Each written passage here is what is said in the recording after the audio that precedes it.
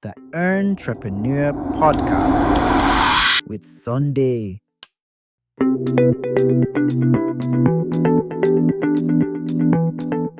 No business on paper is the same with reality, because no matter how much you've worked at an organization as an employee, switching into being an entrepreneur is a totally different dynamic. There are emotional skills that is necessary in business. For instance, courage, resilience, hashtag elemenu malas. It is necessary. We don't rise to the level of our skills or our talents. We rise to the level of our ambition. There's a difference between starting from scratch and starting with cash. Some people did not start from scratch. I used to say that oftentimes. Someone would say that person started from nothing, but his first degree was in Harvard. He did start from nothing. Someone was telling me about somebody in fashion that, I don't blow, something. They don't mention the name, they said Shane Voli. I said, so people often think that your mentor is supposed to be giving you stuff. Yes, you meet people and say, no, everything. So what you want oftentimes is what is in the mentor's head, not what is in his hands. Another mentor can even take it a level higher, by giving you what is in their heart. Imagine that I started out without being in such a community, and the first time I'm hearing that jargon was when I'm interfacing with a client, and they're mentioning the word, and I'm like, sir, Mr. US, and I'm supposed to be the consultant. Go to see where business is being done. Go to Ladipo. Go to Computer Village. Go to Salikun. That is raw business. People start from literally nothing and grow from, sign selling on the streets to having a store, to having 2 stores, 3 stores, 4 stores, 5 stores in 10, 15 years. Blowing used to be 10 years. Now, maybe 5 years. Do you understand? Because blowing is basically what is called building up. Then you get to a point where you now achieve momentum. At that point where you achieve momentum, that is described as blowing. But if you achieve momentum before you are built up, you can't build a skyscraper on a bungalow foundation. Welcome to the Entrepreneur Spotlight, the show where we shine light on stories, strategies, and solutions of mind-blowing entrepreneurs that are doing amazing things for themselves, for their community, and for the nation across the globe. And today, I have an amazing person with me on this maiden edition of the Entrepreneurs Spotlight, and that is the person of Lalaa, the CEO of Lalaa Consulting. Welcome, Lalaa. Thank you so much. It's great to be here. So supercharged. I look forward to an amazing time here. Rapid fire questions usually come at the end of most podcasts, but we are going to give it to him hot right now, so he can actually feel the hot seats. Should I go on? Shoot. Okay. So you answer with one word or one sentence. So the first question, are you a morning person or a night person? Night person, definitely. Okay. Best book you recommend every entrepreneur should read? Can't be one book. Okay, start with one. Okay, the first 3 chapters of the 7th habit, the 8th habit by Stephen Covey. The first 3 chapters. Okay, so it even makes it easier for us. Like you can just read the first 3 habits. Yes, the richest man in Babylon. Babylon, yeah, richest man in Babylon. Classic, and it's the best book on financial literacy. And one more, Innovator's Dilemma. Innovator's Dilemma, yes, by Edith Christensen. I'll check that out. Okay, so now the next question is, what app can't you do without? One. What app? Yes, you have to delete all other apps on your phone. Just keep one. Ooh la la, it's thinking. App I can't do without. Okay, it hasn't need everything and just keep one. Either WhatsApp or my Bible in the message transmission. Okay. Or message translation. So you don't want all the thou art, thou should ask the best. No. Okay. What's your source of inspiration? My source of inspiration comes from knowing that God the Creator was magnanimous enough to put me here, and He put me here for a reason to bring a as bad solution to 4. And I feel that opportunity to be here, because any millions of cements came out, but you made it, because if any other one had fertilize the egg, it will be super bad as you, super as something else. So that makes you feel special. It's very special. Like I made it. Like I made it. but you need to make it like the second date in terms of money. Well, yeah, As as that awareness of being the fact that you know that you are special and knowing that you are created to be relevant here, it gives you a sense of purpose. And that's, I also now say that passion or purpose without finance is passion, meaning that you will be able to commercialize this reason for being here into something that is beneficial to people that you can earn from and also use that as a source of blessing to humanity. Oh, amazing. You're talking about being a blessing to humanity. You need to earn some way, like, to be a blessing to other people. Talking about earning, your earning journey from your days in school. What university did you attend? Okay, so I went to the University of Lagos for my first and master's degree, and I'm currently pursuing a PhD in strategic management and innovation. Oh, amazing. The innovator. The innovation boss. Okay, you know where you are presently, a PhD scholar. It actually looks like a very big dream for many people. And the kind of stuffs you've done, you've touched the biggest company in every sector of the Nigerian system. How did you envision it? Like at some point, you were at a point where this was a very big vision to you. What was that point for you? So if I tell you that I saw myself, becoming, and I knew, yes, I'll be consulting, but I did not see myself. I just did not see myself in innovation consulting, because truth be told is that our journey is like driving a car at night. And if you've ever driven a car at night, especially if it's a road you're not familiar with, you would realize that your headlight can only see about maybe 100 meters max, or maybe 150 to 200 meters max. So you can only see to that point. But what you should do is that drive the one you see. As you drive the one you see, the lights, sheds clarity to more route to travel and more journey to cover. So that's the way I see it. I didn't say, I knew like, yes, I always loved providing solutions to organizations.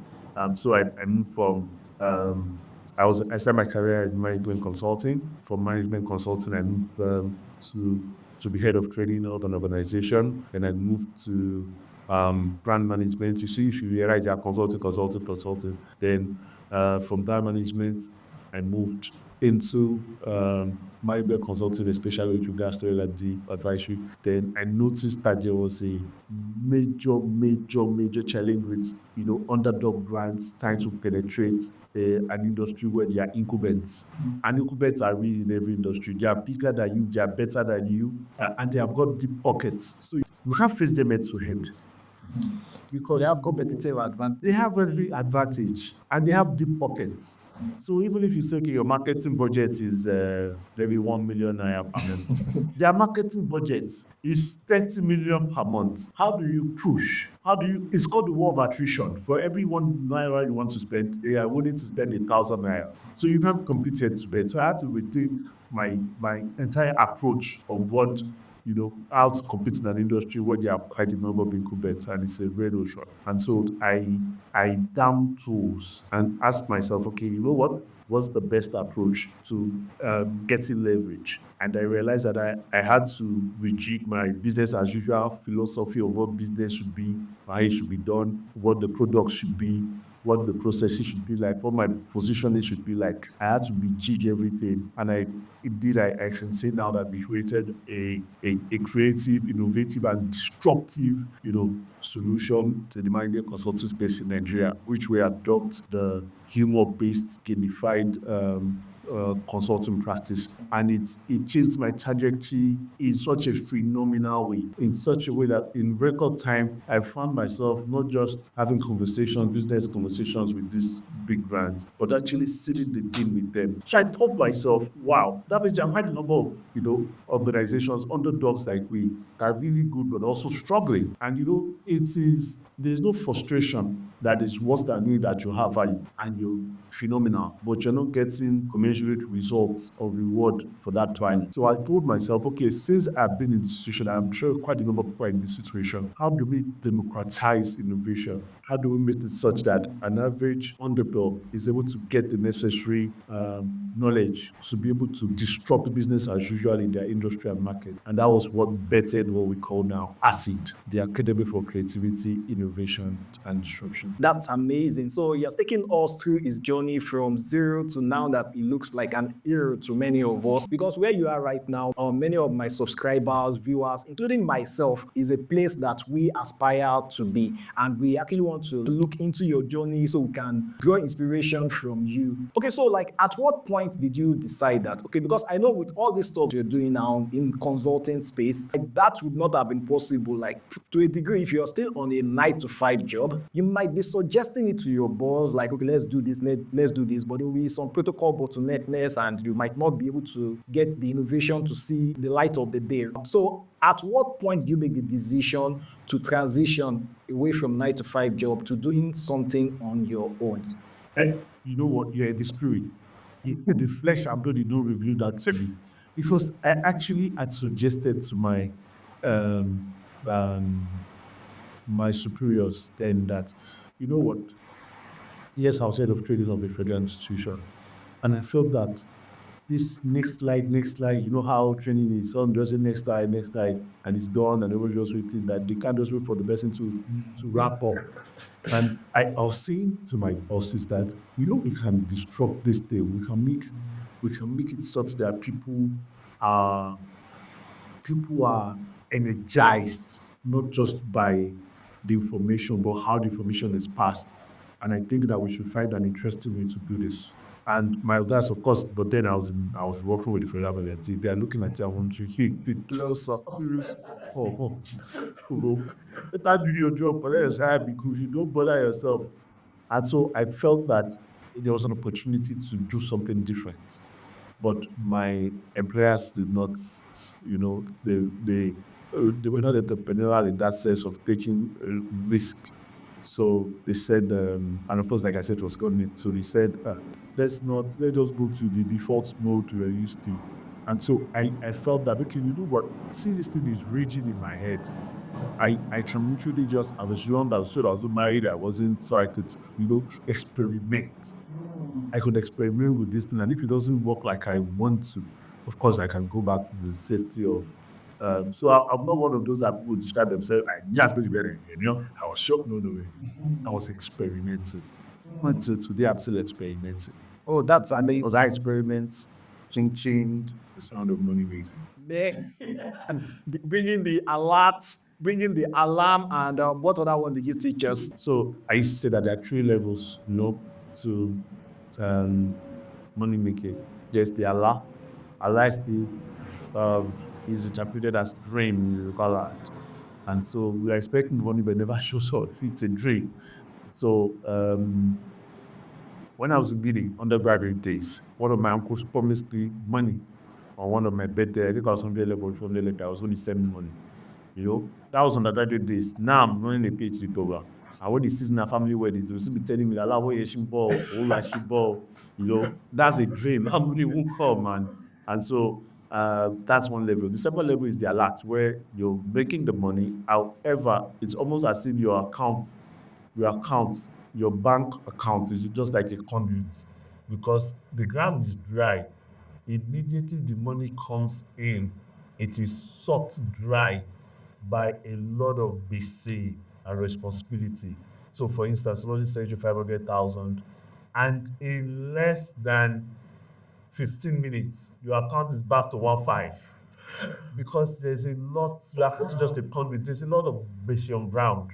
So that's one level. Then the other level is what I call the alarm.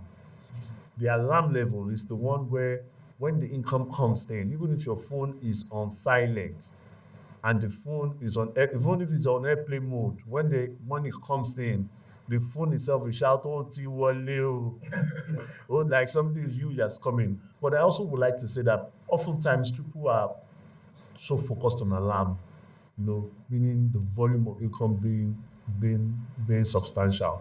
But as an entrepreneur, I can tell anybody what is most important is not alarm, it's set of volume. What is So it's not the biggest important is not. What is most important to you as an entrepreneur is the frequency of income. It's not the volume, it's the frequency of the income.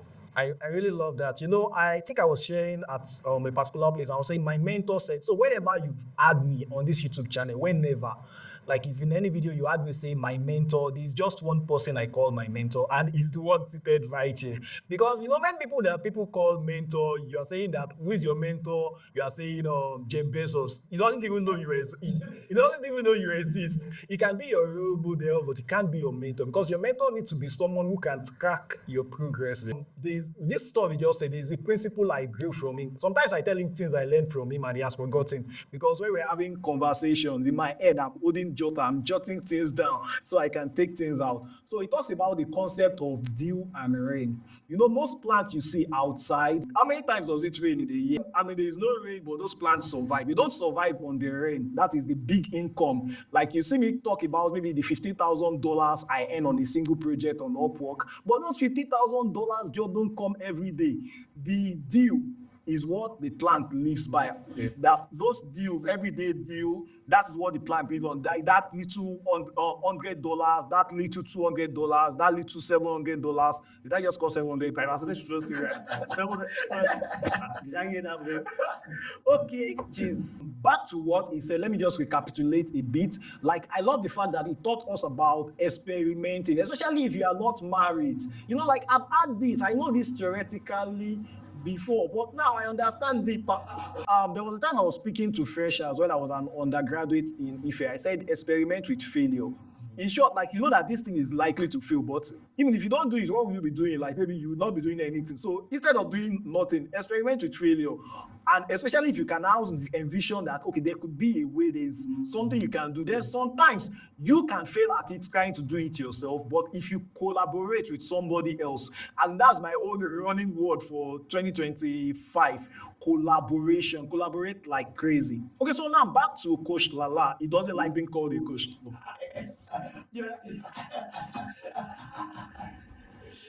Okay, I got you right. Well, I'll take that. It's coming from you. Okay, so on your corporate job, what lessons did you learn on your corporate job that you can say, oh, you learned this on your corporate job and it really helped you as an entrepreneur? This is salient. So I used to believe that I was a good writer.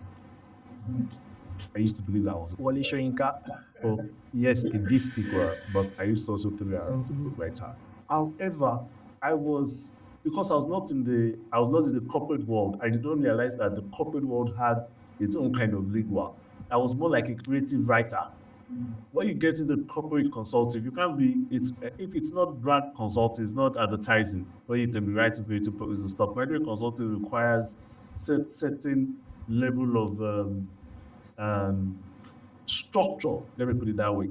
And so what working in the 9 to 5 taught me was the ability to use those jargons, because every industry do have their jargons. Like when we prepare for this, I know you're trying to pally up something, to pop up or something, I don't know that, but okay, every industry does have its jargons.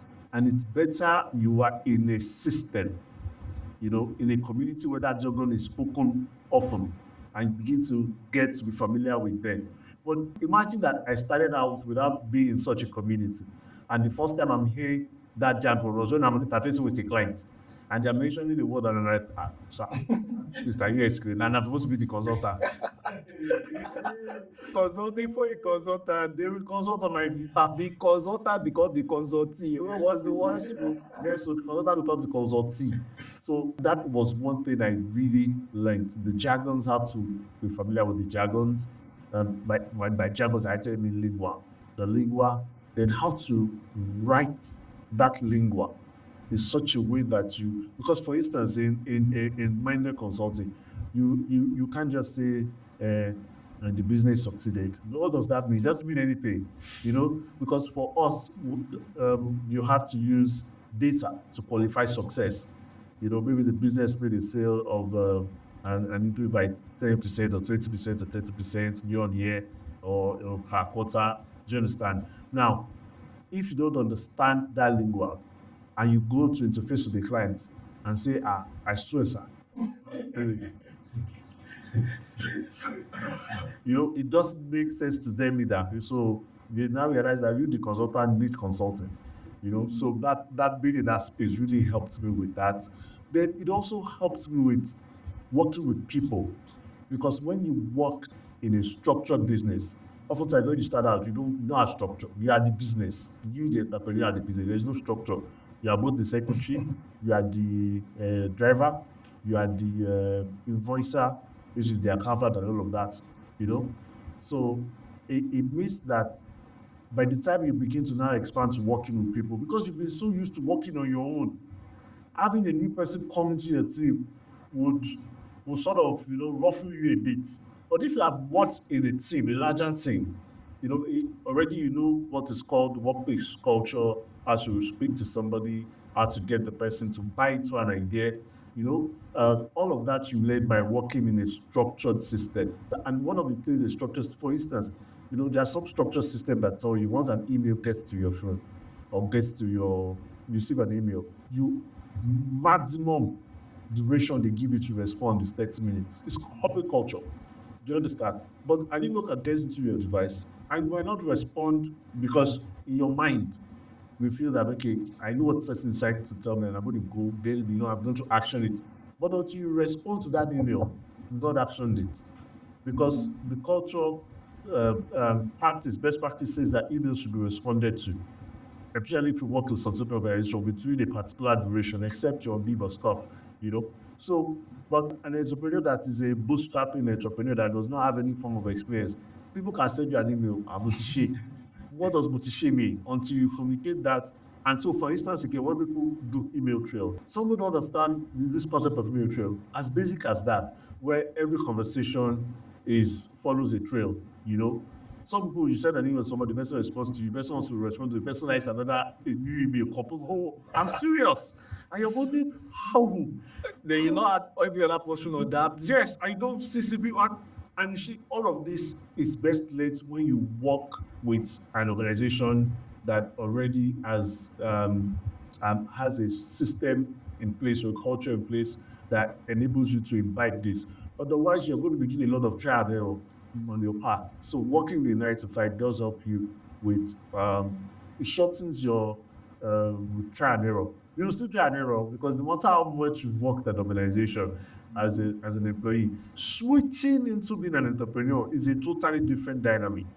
The dynamics there are totally different. However, there are certain things that are constant in an organization. Okay, talking about switching into entrepreneurship as a 9 to 5, as I used to call it. I know in Nigeria we don't do 9 to 5, Kelly, we do 8 to 5 or 8 to 6. And then your boss will tell you can't leave the work before if your boss is still on CS. Those are corporate cultures. I know like the highest percentage of our viewers are freelancers, people that are doing things on their own, and a couple of 9 to 5% considering going into entrepreneurship and all that. So if you're enjoying this conversation so far, please you can give Coach Lalaa a thumbs up. No, you can beat me behind the camera, but right now you maintain his steeze and composure. He's not going to do that. Okay, so talking about switching, like what role did mentorship play in that switching? Especially when you are experimenting, you can experiment it forever and not get result, and nobody would know you tried. And shout out to Mia Desoya. I used to say that one of the things that mentors will do for you, it's not necessarily. So let people even be clear what mentorship is. A mentee and a mentor relationship is like. So people often think that your mentor is supposed to be giving you stuff. Yes, you meet people and say, no, they're ATM. So what you want oftentimes is what is in the mentor's head, not what is in his hands. Then another mentor can even take it a level higher, by giving you what is in their hearts. So for instance, courage is not in the head, courage is in the heart. Can you distinguish? So by head, I mean cognitive skills. By heart, I mean emotional skills. And by emotional skills, I'm not talking, I'm saying the skills the emotional skills that is necessary in business. For instance, courage, resilience, hashtag #elemenumalas. It is necessary. Now, there might be an entrepreneur that has some cognitive capacity. You even have amazing hands, head, heart, and hands. You may have good head and great hands. But you know what? You would never be able to scale, because scaling is not head and hands. Scaling is hearts, because you're phenomenal at what you do. You're able to serve maybe 10 clients per month. Now, scaling will require that you want to 10x, you want to serve 100 clients per month. Realize that there's first something you must can to help you conceive that it is possible. Do you understand me? So I'll give you a case in point. They told me that, you know what you have is phenomenal. Times 5 your pricing. It says because on several occasions you've had to go represent me. And the feedback I get from you representing me is that phenomenal. And nobody is saying that no. People are saying, but you have no idea how much was paid to you. Do you understand? But you went to represent me and you delivered for that value that was paid. So on that basis, you have that value. Do you understand? So that is what I mean by what mentors do for me. They see you, in fact, they see your potential and begin to shape you towards that potential. You might have the skill set. Yes, I did have the skill. I did have the hands and the head. But someone saying that no, this is the value you carry in terms of fiat, in terms of naira kobo. And that's important. It's important. Otherwise, a lot of people will not. How do I put this? We don't rise to the level of our skills or our talents. We rise to the level of our ambition. Do you understand? And if we are not careful, very, very, very skilled people, very talented people, if they are not careful, they would get to a point and plateau, not because their potential doesn't carry it, but because their heart does not carry it. They are not audacious. They have not audacity, for instance, audacity. And 3 things I always say that we should have mentors that can do 3 things for you. 1, have a mentor. So when there is an emergency in the first world, not in this part of the world, in the first world, when there's an emergency and you put a call through to 911, there are 3 sets of people that show up. 1, you have the law enforcement show up, the popo. 2, you have paramedics show up. Then 3, you have the firefighters show up. And so in that regard, I always say that when you're building enterprise, also have, mentors in that line. Which one can do the trade for you, or somebody can, so if you need 3 people to do that, then no problem. Or if one person can embody everything, there's no problem. 1, someone that can quench any fire, because fire will come. Fire, if you do this long enough, as you grow, there'll be hassles one way or the other. No matter how ethical you are, there's always going to be fire at some point or the other. So you will have someone that can always ensure that is with you to quench fire. 2, have someone that would ensure that you keep breathing. Paramedics, you keep breathing. Like, as much as possible, this business will not die. We're going to support you in any way possible to ensure. It might be on life support, too. You understand? But you will not die. Yes, it might be on life support, but you will not die. That's the paramedic arm. Then 3 is, have somebody that can settle any legal issues. So, and what I mean by legal issues is that there'll be situations where you might find yourself in some funny situations. Litigations, thank you, litigation issues. Now, someone will tell me, but it's because you've not grown to that level. When you've grown to that level, and believe me, there is no multi-millionaire that has never experienced one form of fire, one form of business nearly dying, being on life support, or one form of litigation issue. Then when we now talk about billionaires, that one is ongoing. They have a team, perpetually have a team. And so what some people do is that they now do insurance. That's what insurance does, to ensure that whichever way it goes, you still stay afloat. Then some people, you don't have 1, 2, 3 lawyers. I saw someone answer a question, say, how do you ensure that you wade through a lot of problems in business? The person says, have a lot of lawyers. Well, Amazingly, that depends if you don't have lawyers, what you do have. You say that I have the states, the presidents, the president, Tinubu is simply because as you was talking to a billionaire, because there'll be issues. You can't go to the level of being a billionaire and you tell me you don't have there are issues going on. There's fire on the mountain, and you must have people in that category of your life that can help you. man, Lala, you are amazing. You're amazing. We're still talking about life as an entrepreneur. We're talking about maybe like the times when storm is going to come around and you have to weather the storm and all that. So as an entrepreneur, in your challenging time, what has been the way you navigate that challenging time, and what has been the biggest challenge you faced as an entrepreneur so far? Oh, good stuff. I remember that I run multiple businesses. So there's I run a fashion and lifestyle business too. Interestingly, I probably think that it's in Lalaa Consulting that sells it sells merch. I don't know if there's any other consultant for that sells merch. So we go do a job. They see the mesh that we present to them as whether corporate entrepreneurs and stuff, and they really love it. And they reach out and say, "Wow, we love this. Where's your plug? We are the plug. We have a sister company that is the plug. Do you understand?" So we say, "Okay, can you run this for us?" And so, in that manner, we got a gig through referrals and recommendation. We got to do a T-shirt branding gig for Conga. I will never forget. It was Conga Black Friday Yakats, and they are doing because of a number of T-shirts, thousands. And so, yes, while we had the capacity to produce that, but we had the capacity to print on that number.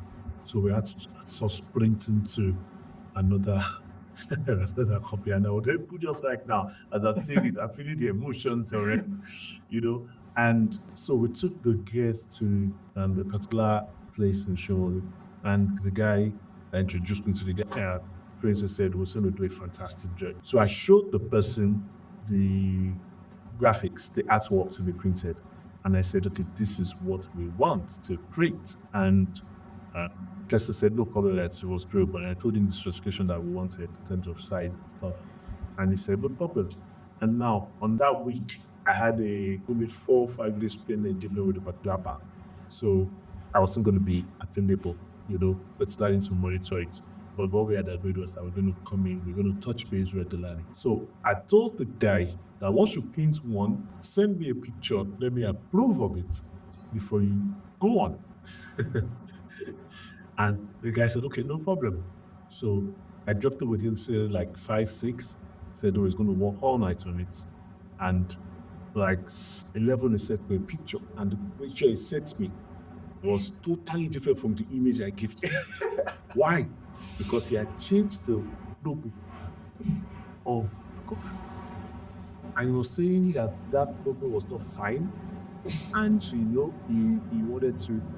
And he said, and in his words, he was saying that about meaning that show them this one, and you would realize that they would be so amazed. They're amazed that you changed their logo. And I'm like, hell no, nobody does that. You don't stop because you have to make T-shirts. And I said, okay, well, since this is just even the first one done, no problem. Do exactly what I have sent to you. The artwork I sent to you, do exactly that, nothing else. And the guy said, no, it's not about 400 already, out of 1,000. I said, okay, no problem. Just go ahead and do the artwork, print the artwork I sent to you. And the guy said, okay, no problem. Bro, the following day, that was 11 p.m. at night. The following day, I had to boom up on my consulting gig myself. And this is a long time ago. So while we're coming back from that gig, we now brought and we got there, and I realized that, of course, lots of T-shirts, and it was already branding them, and I saw that it was still the same thing it was branding. And there are probably thousands at this point. I'm like, did you get the information I gave to you? And I was saying, meaning, don't worry, this logo is better than the original visual identity that they have. When they get there, you know what those cost them? You know what it cost them to design their logo, brand identity. You know how much. And we were going to have Black Friday Yakata, and it was a time frame. There was a time frame. for Black Friday is a particular day, so if it doesn't work on that day, I was supposed to deliver just the Jesus. And I was trying to get this guy to understand. And I just kept on going, and then more for sick. I was at some point when I calculated the implication of this, the financial implications, and it ran into me late, and I didn't have them. I just knew that there's only one way this guy will understand. And I went behind my car and picked up a whisper or a jack or something. I'm quite good at articulating myself. At that particular moment, I couldn't answer because we now went to the back where all his machines were and realized that there were like 15 machines doing the same rubbish at that exact time. So I realized that something was wrong with the guy. And I just needed to use my jab. He just hit somewhere in his head, and that screw that was loose, we just tighten back and it'll be okay. Because Jesus, I just kept on calculating the implication. So how did you resolve it? So at some point, I think my wife called me and she realized I couldn't speak.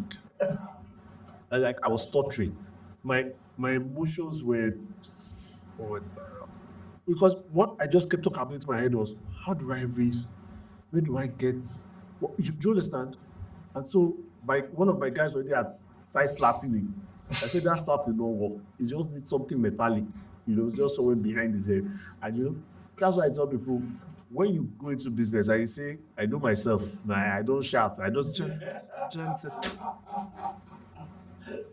I don't deal with artisans. Don't deal with artisans. You will know. And there's another you're not just aware of it. They will unleash it. So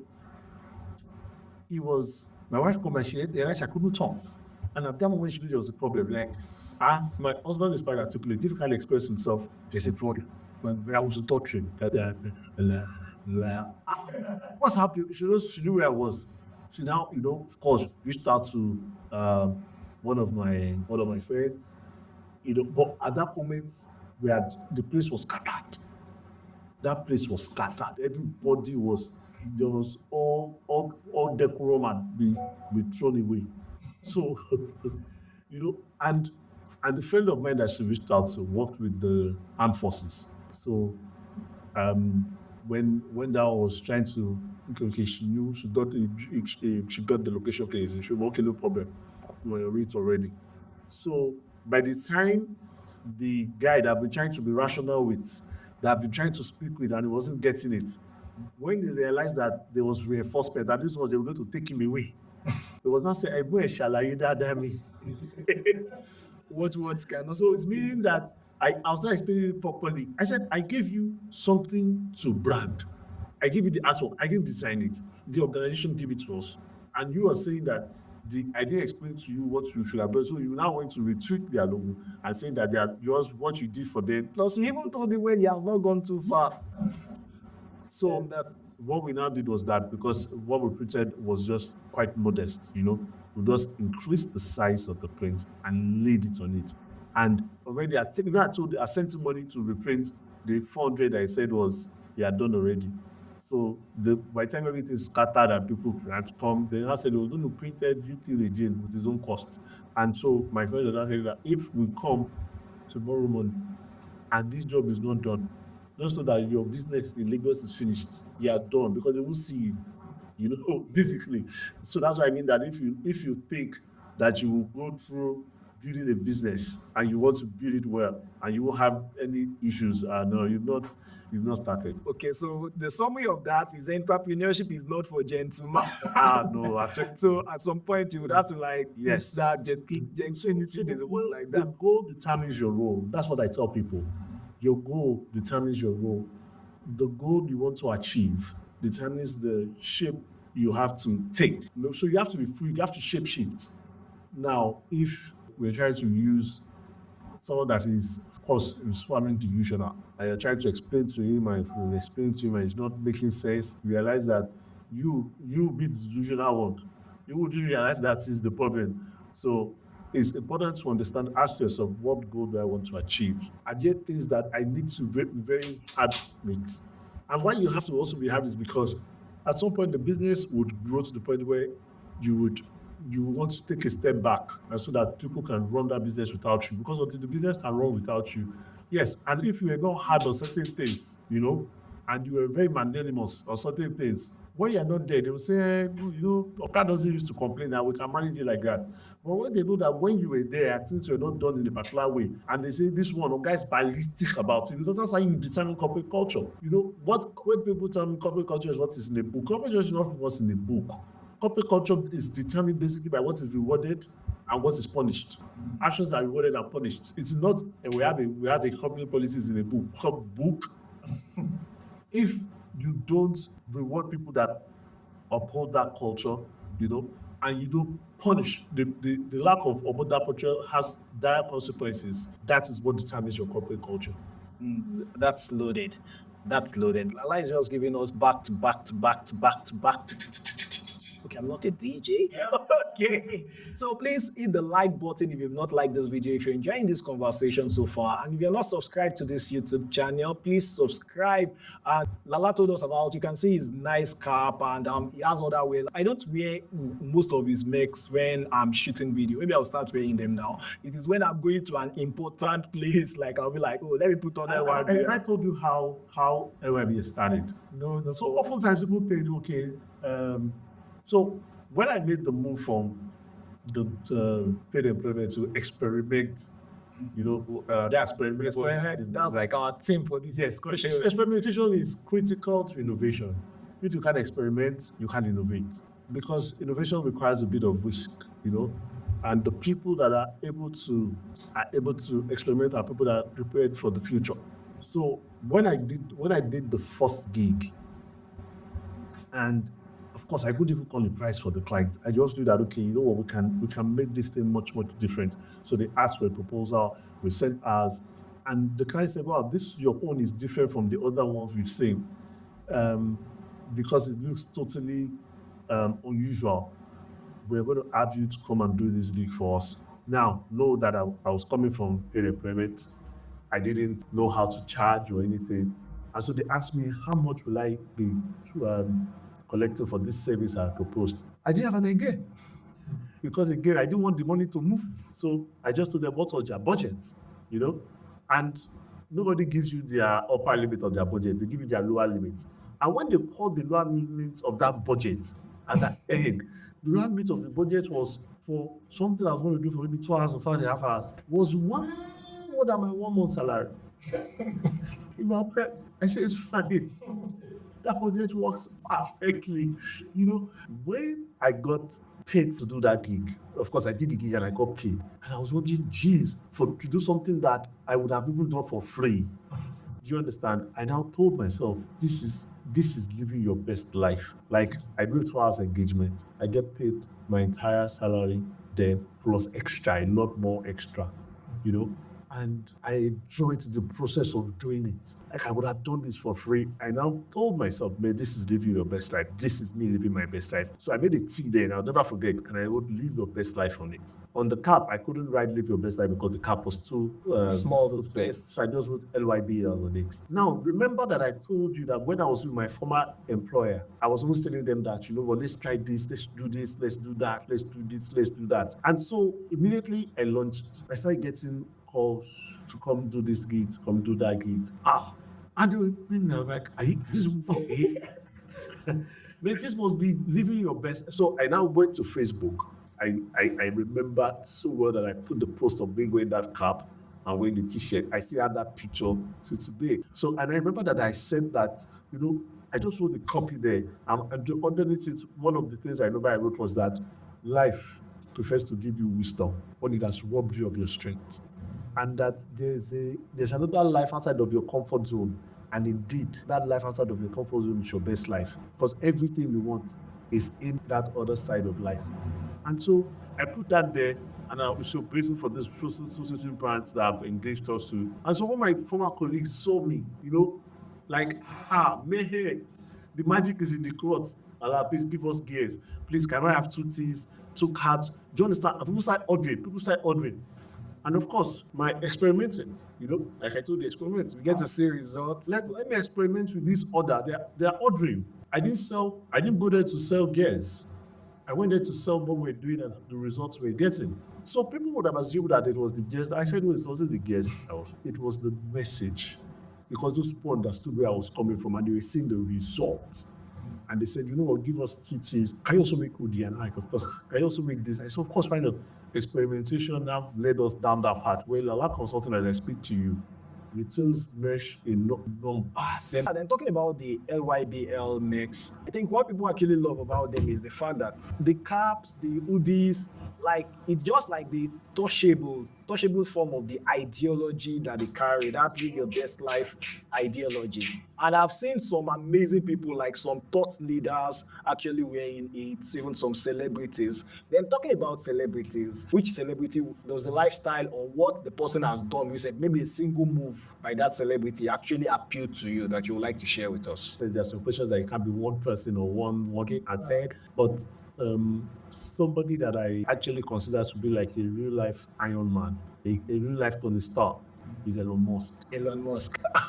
The things that guy does, as in someone comes into every space he gets into, every space he literally gets into. So he started with PayPal, from PayPal, Zip, he's done the Tesla automobiles, then SpaceX, everything he touches, he has a way of taking it into a level that is beyond what the usual is. So, but he's at a level. That's why I tell people, I won't tell any, a young entrepreneur to say, okay, this Elon Musk. No, I'm not going to say that.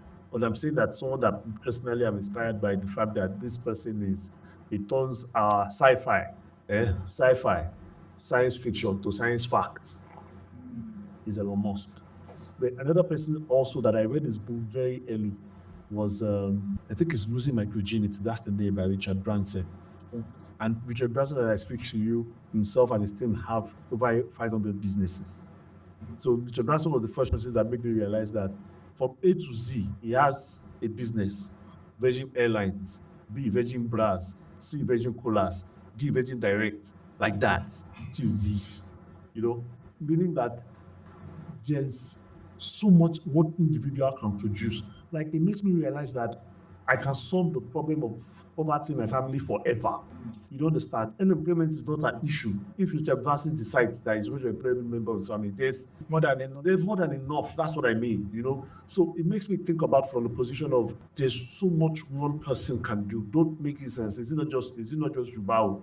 There's the potential, the gifts that is within each and every one of us, and our ability to turn it into commercial value that can create not just, something good for us as individuals and for our immediate families or people that are members and stakeholders in our business, even for society. And so those two people inspire me.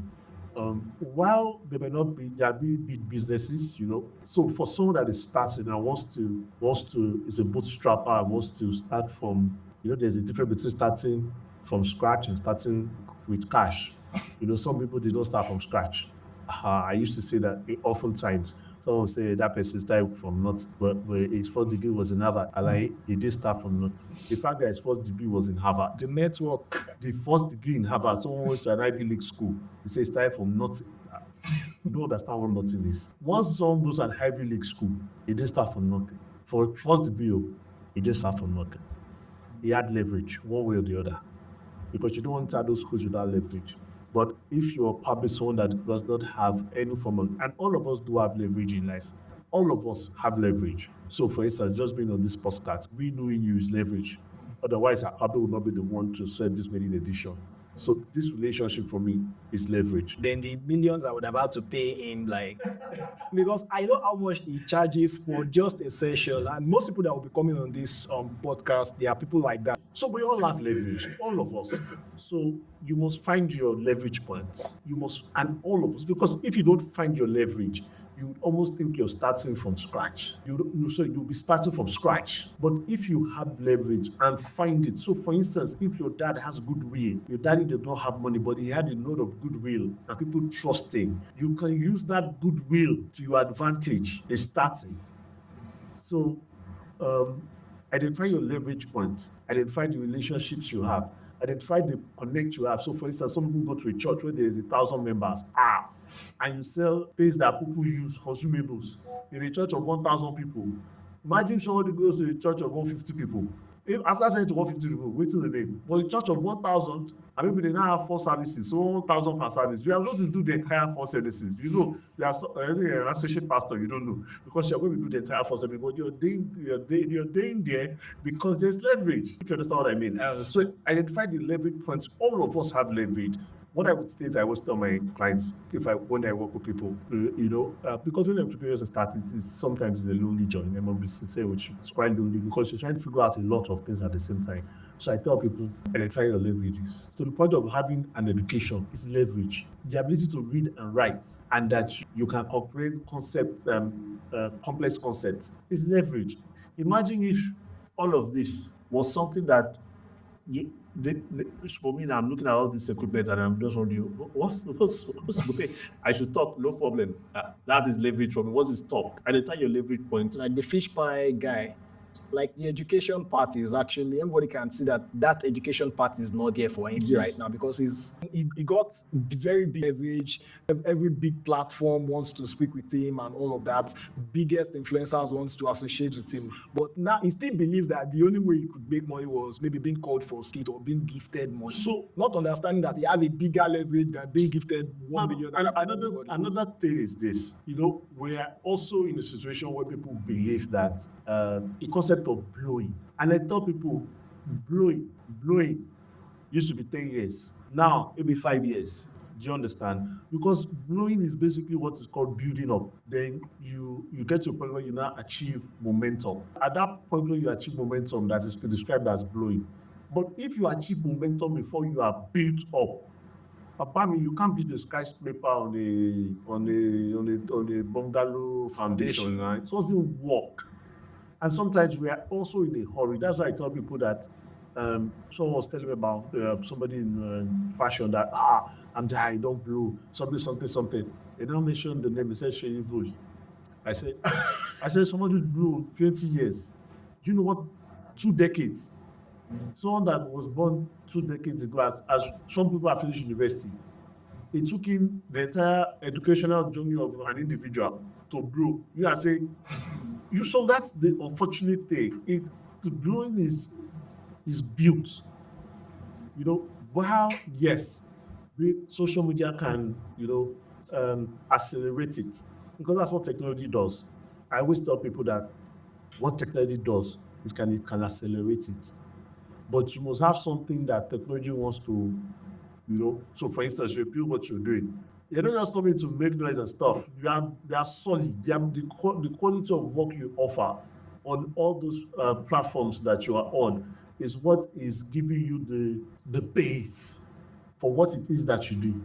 So technology, social media, and all of that thing now accelerates it. Otherwise, you would just assume that, okay, let me go on social media. I used to tell people, sometimes you do a sponsor that to sell a product that you have, but you don't have the capacity to distribute. That sponsor that will shut down your business. Your breakthrough will turn to a breakdown. So the social media thing is a multiplier. So you can't be multiplying a zero. You can't be multiplying zero. Anything multiplied by zero is equal minus.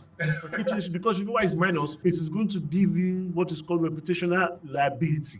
Your reputation now becomes a liability. Your reputation that was good before, you're on zero, but your reputation was good. Now you use social media to escalate, a liability. It now means that you have to do a lot of work to even come back to zero, because you have to do image laundering. Another kind of a person, we didn't plan to dupe you, but just that the others were more than what we think we could deliver on something. That means that we are trying to launder your image. And what happened was that social media was supposed to be a breakthrough turned into your breakdown. Social media that is supposed to be your breakthrough turns into your breakdown. So that won't be your portion. I still have like 522 more questions for him. But I think we should pity him, right? Should we? Or I should ask? Okay, let me ask him one more and then to call it a day. Because I still have a lot of questions on my head and the ones I have jotted down. But let me ask this last question. You mentioned something the other time. When you're talking about the innovator, Richard Branson, right? Am I getting the name right? Richard Branson and Elon Musk. The fact that you've conquered a mountain, the fact that you are successful in one business doesn't mean you can't start the next.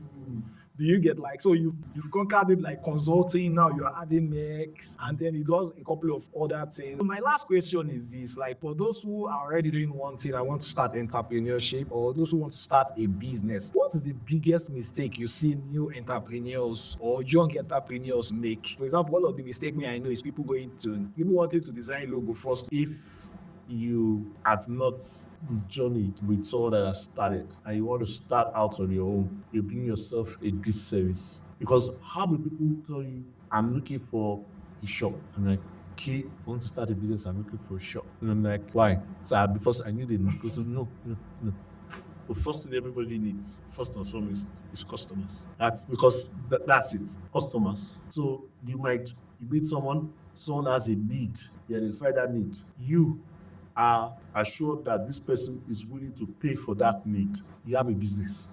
Your goal is now to go and source the product, not to source the shop.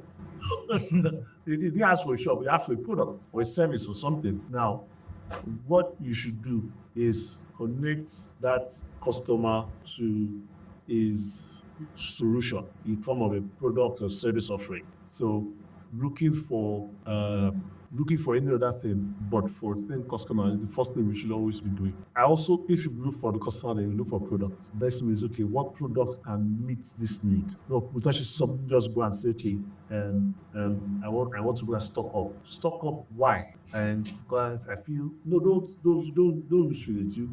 You can use feeling to start on this system, right? Nobody sakes. You can't use feelings to even use feelings to start, but you can't use feelings to stay. But what I mean is that the customer paying customer first, product next. Some people spend a lot of time on package. That's what they're talking about. You know, I want to look in a particular way. I want to sound in a particular way. It is a business that has started and is growing that you will now think and say, okay, we need to be packaged. Because if the business is not a pig, if you take a pig now, you bait the pig, you perfume on it, you know, what's that does it number 9, mashallah. You use Tiffany Apple's bring the snout, they put leather jackets, you know, you return over the pig. What is that now going to be called? As it turns into a chihuahua. As it turns into a last year, but you be back and move to the pig. You see the pig? It may be described as a luxury pig or a basic pig, but it's still a pig with skins. See, it will not change that. You see that primary adjective of being a pig, you will still be a pig. So what I thought you should do is that lose all of that embellishments and focus on the core. Another thing again people should not do, because which I see a lot of people doing, is that people are always in search for funding. And I say this, that anybody that has no business, you don't have a business. And what is business? A business is that you have a value that is, you have a product or offering that is valuable to a particular set of people. That value is repeatable, can be retailed or sold as a profit, it's profitable, it is scalable, and it is sustainable. That's when you have business. If what you have is an idea, and that idea, of course, you know how people sell ideas and stuff and everything, one of the problems we would have eventually is that we would have people that would take money as seed investments and stuff, but that startup will never start. And that's the major problem, because I always say that if you want to see where business is being done, go to Ladipo, go to Computer Village, go to Salikun. That is raw business. People start from literally nothing and grow from side selling on the streets to having a store, to having 2 stores, 3 stores, 4 stores, 5 stores in 10, 15 years. People that don't have business, no value, it's not repeatable, it's not profitable, it is not scalable, it's not sustainable, now collect funding. It's a major disaster. So now a major disaster. Because yes, the idea may sound nice on paper, and believe me, as a business consultant, no business on paper is the same with reality. No business on paper, whatever it is you thought of when you started this, as it evolved years or so. That takes us back to the experiment. Yes, run it. What you started out as, is that what you're currently doing now? What you started out, is this podcast, was it the first podcast you ever had? No. You've evolved. So it will keep on evolving. So why people give money for something they have on paper? Hey, You yourself, except maybe you are maybe seventh time or fourth time or fifth time founder, you understand how this thing works. But no bank. Have you ever seen that banks don't give people newbies money? Have you realized? Banks will never give a newbie money. To do what? It is people that have proven themselves that collect money from banks. I are trying to scale. People that are trying to But there scale are some people that have been built. so you have a value. Remember what I said? You have a value proposition to apply a group of people that can pay. That value is repeatable. You can sell it to those people, those set of people or more people over and over and over again at a profit. Then that is scalable. Banks come to you at the point of scaling, not at the point of where you have an idea, not at the point of when you've sold it once or twice, not at the point when it is repeatable, not at the point when it is profitable. They come to you when it's at the point of scalable. So if you've not met the first three criteria, the banks are not coming to you. Wow, it's been an amazing time with the innovation boss himself. Maybe I've been able to.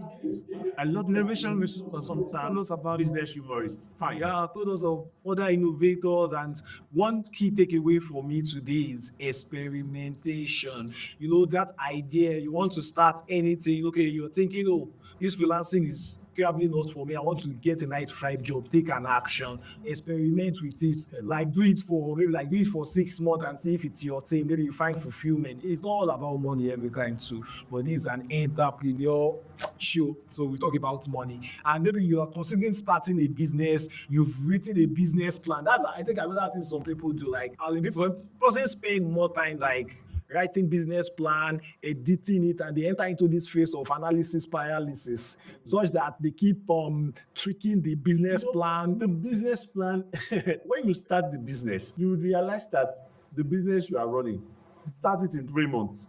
You realize, just like I said, this is what I do for you. Realize that there's a huge difference between the plan and what it is you have on ground. The business takes a life of its own beyond what your business plan is. But your business plan is just supposed to serve as a guide to say, you know what, this is how we plan to start, and this is how we plan to scale. However, look at it. In 3 months, what you have in your business plan and what you have in reality totally different. Does your business plan factor in that the exchange date does your business plan factor in that fuel will be retailed at? You know, and we're in a VUCA world. And by being a VUCA world, now let me start all the jargon I told you about. So VUCA means volatile, uncertain, complex, and ambiguous. And you see, all of these dynamics is what is playing out, whether you like it or not. Your business model, according to BCG, Boston Consulting Group, says that the business model can last, maybe maximum 5 to 15 years, maximum. But at the rate at which technology is going now, business models are changing. Disruption is happening. You need to evolve. When you think that you've found one that seems to be working, you hear something else has come up. When you think that you've seen one that seems to be working, another thing has come up again. So now it means that every other year there's a major shift, especially with the exponential technologies like robotics, artificial intelligence, 3D printing, bio and nanotechnology, which other one again is very, very machine learning and quantum computing. You see, these exponential technologies have changed the dynamics of every industry. So when you're writing your business plan this is my plan for the next 3-4 years, that your 3 years will happen in 1 week. So until you start, you never begin to experience the reality of the dynamics of all the things we've talked about. It's all good in your head, So, for instance, we wanted to do acid. We had a place where we wanted to do acid. I was telling you about it. We were discussing last year. We've agreed that this is the amount we're going to pay. I was like, okay, this is fine. This is good. We entered into the new year. By the time they brought the bill, I'm like, what? So, should I wait to raise that money before I start acid? No. Start. You start it, and you begin to iteration. And see why I say jargons are very iteration means that as you proceed, you make adjustments. So starting is the goal. Once you start, you begin to make adjustments. Then you now understand, okay, what should I amplify? What should I eliminate? What should I reduce? Or what should I create in order to ensure that the VUCA-ness of society does not usurp my business? So we learned the meaning of vocal, so that is not a jargon to us anymore on this podcast. You can see he is loaded and amazingly he can go on and on and on. So please, you should check him out across social media platform. I think I am that Lalaa. I am that Lalaa on Instagram, and I'm pushing him, begging him, kicking him to start a YouTube channel because he has so much to share. Okay, please let's say a thank you to Lalaa in the comment section. Thank you, Lalaa. We really appreciate you joining us on this podcast, and I hope really appreciate you joining us on this podcast, and I hope now that you've learned experimentation is key, you would not just switch to the next video and start watching a skit. Take a few minutes to think about what he has said and think about the next line of action you can take. Think about something that you've been procrastinating on, something that has kept you stuck in that analysis paralysis, that because you watched Coach Lalaa in Cannot Beat Me. Oh, let me not say Coach Lalaa. We are almost ending. You can beat me this time. Okay, because you watch this podcast, the EARNtrpreneur Podcast, that you're able to take action. And maybe like this time next year, we have you on the podcast, maybe sharing your success story. Yeah. Okay, I'll see you in the next one. You can check out this other video here. Oh, yeah, I keep mixed. I think, okay, just check out this other video. The EARNtrpreneur Podcast with Sunday.